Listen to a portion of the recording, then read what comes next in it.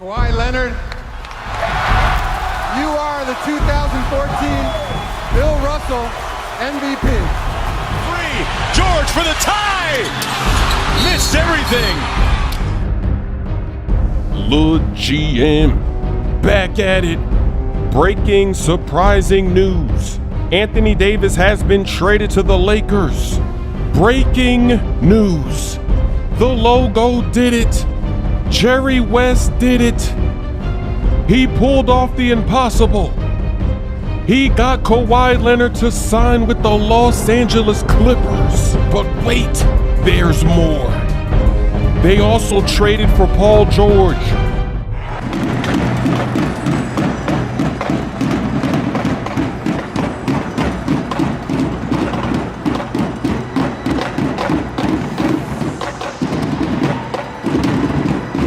Should the basketball gods be gracious enough to bless us with the Lakers and Clippers playoff series, Western Conference Finals to be exact, it is going to be the greatest shit ever. And this is precisely about the time that 2K inserts some average team to beat one of them in 5. It never fails. The same way, not even one of these Lakers-Clippers regular season games failed to be entertaining. Yes, think back. After last night, all 4 of these games were close. The 2 matches that finished with a 10 and 9 point spread both felt like intense affairs the entire way through. And then the other 2, Christmas Day and last night, they came down to the final plays. And not just like, oh, one team missed the final shot and they called it even, slapped each other on the backs and called it a day. No.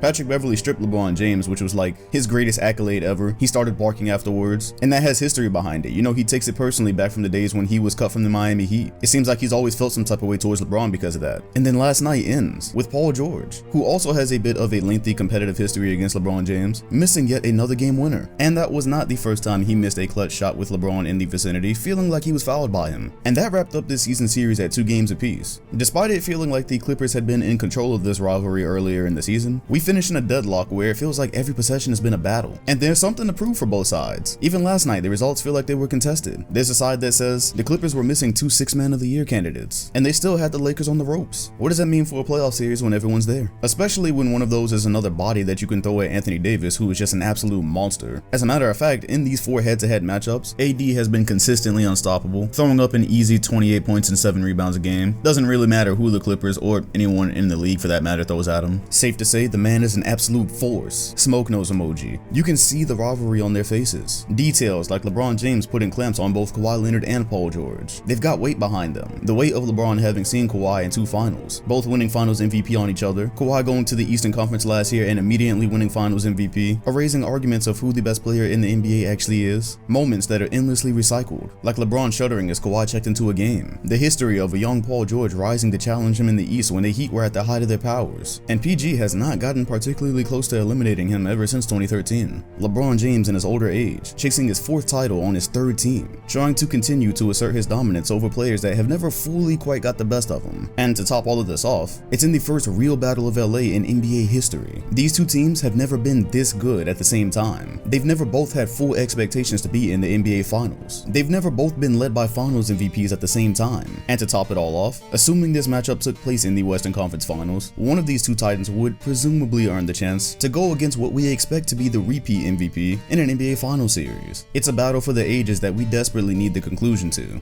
The Battle of LA. LeBron James! Yeah, he can make decisions if he wants. James, McGee couldn't handle a pass, and here come the Clippers. I've always conceded the Lakers were not the best team, it was the Clippers, but I've got the Lakers winning the championship because I don't believe that 2 of the top 5 players on the planet Earth should be losing in the NBA Finals or should be derailed from capturing an NBA championship.